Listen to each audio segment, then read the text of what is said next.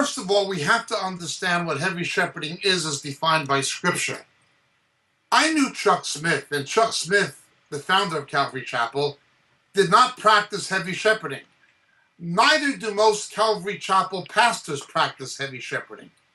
Now, I agree with you that the Moses principle is an Old Testament motif. It does not apply to the New Testament church. It is a misguided model of ecclesiastical polity of church government. The normal New Testament basis to establish church government under Christ is the plurality of elders, where the senior pastor is the primus inter pares, or the first among equals. That is the New Testament norm. The Moses principle, I do not believe, is a New Testament norm. But that does not equate to heavy shepherding. Now, there may be, and there are, individual Calvary chapels who misapply the Moses principle beyond even what the Old Testament does, and says, if you disagree with the pastor, there's something wrong with you. That if you disagree with the pastor, you're in rebellion, even when the pastor may be teaching or doing something that is not scriptural. In Korach's rebellion, people rebelled against Moses when he was doing everything scriptural. He did nothing unscriptural or contrary to the word or law of God when God gave his covenant on Mount Sinai. So, yes, you can point to individual Calvary chapels who may have done it, but I do not think that heavy shepherding is an overall characteristic of the Calvary Chapel movement. Additionally, you can see heavy shepherding in groups that have a plurality of elders, that do not have a monarchical leadership or a hierarchical leadership. You can see heavy shepherding in cults like the Jehovah's Witnesses. It does not exactly equate to a form of church government to have heavy shepherding. There are pastors who are essentially one-man shows, but who do not practice heavy shepherding. On the other hand, there are those who have more scriptural models of church government who do. So we can't equate the model of church government, even when it's not scripturally the correct one, to heavy shepherding. Heavy shepherding is introduced to us in the book of Ezekiel, chapter 34. With force and severity you've dominated them. The kings of Israel and Judah were to be the shepherds of the people. And there was the rebuke of Ezekiel, with force and heavy shepherding, you've dominated them. The theological term that best suits heavy shepherding in the New Testament is, as I pointed out before, Nicolaitanism. Jesus hated the deeds of the Nicolaitans. There are different theories, and I'm familiar with all of the theories, but we don't know for sure who or what they were. What we do know, however, is what the Greek term means. Nico, suppression of the laity, the people. A clergy class that positions itself above the people.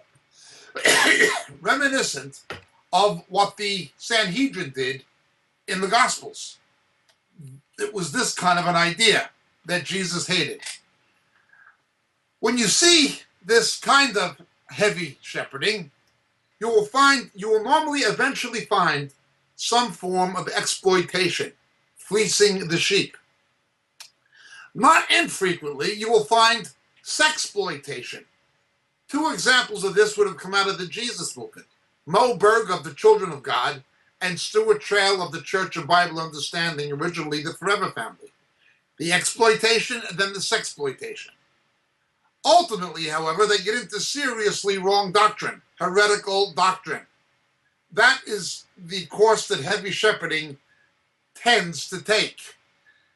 It is a very bad thing, and it's easy to see why Jesus hated their deeds.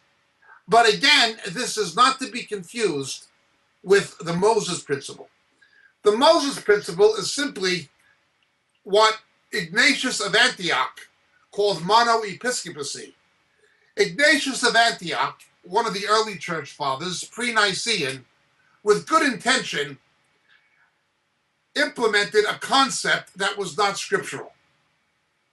To stop the spread of heresy in the church, he said that it's those churches who were planted by apostles is where the rest of the churches should get their doctrine, because the doctrine of those churches came directly from the apostles who got it from Jesus. That was his thinking. And therefore, he said, there should be almost a kind of succession where the apostle passed it on to a pastor and that pastor to the next one. This eventually helped lay the basis for the papacy. It was a wrong idea. Now again, Ignatius had many crazy ideas that were not scriptural. He had many crazy ideas. I do not think he was a bad man, but I do think he was a bad theologian. Jesus made it clear, for instance, when they persecute you in one city, flee to the next, in Matthew 10. Contradicting Jesus, Irenaeus taught, if the lions don't attack you and they throw you to the lions, attack the lions, so you won't be robbed of your martyr's crown. Almost like the Islamic doctrine of Shahadi. He was a man with crazy ideas. He was a deplorably bad theologian. His doctrine was not good in many respects. But again, I don't think he was a bad man. I just think he was an ignorant man who was misled and deceived, and who deceived others. But I don't think he was bad in terms of his motive. This was the origin of these unscriptural models of church government, where the pastor or the shepherd was the be-all and end-all. It evolved into a system of metropolitans and then of episcopos, bishops, and all these kinds of things, and ultimately came to the papacy, which is indeed heavy shepherding. The most extreme form of heavy shepherding in the doctrinal sense is the papacy, where the so-called magisterium of the church is subordinated to a man who claims to speak ex cathedra from the chair of Peter and to be infallible. This is truly Antichrist. Putting a man in the place of God, it is truly Antichrist. These popes have been corrupt people to this present day. They've been pedophile protectors, and you're going to tell me that they can speak infallibly. It's absurd. Nonetheless, yes, there can be cases where monoepiscopacy, be it the Moses principle or some other variation, can also be practicing heavy shepherding. But there are also cases where you have monoepiscopacy, where there's not heavy shepherding, and places where there is a magisterium or a presbytery or a plurality of elders that are into practicing heavy shepherding. Now, finally, heavy shepherding tends to become cultic. Ultimately, it focuses around giving the authority to a man that belongs to Christ alone. Jesus is the chief shepherd. It becomes a kind of Gnosticism, where you have to get your teaching and your understanding of Scripture from this one person who claims to be more enlightened and have more knowledge than the other people. And if you don't comply with what he says, then you're into rebellion and into sin, and you're the heretic. Again, the papacy is this. Be careful of those things, indeed. But also be careful not to equate aberrational systems or forms of church government with heavy shepherding automatically. It may or may not be the case. I hope this explains the matter, clarifies it on a more practical basis for you. Thank you so much for your question. My name is Jacob Prash. God bless.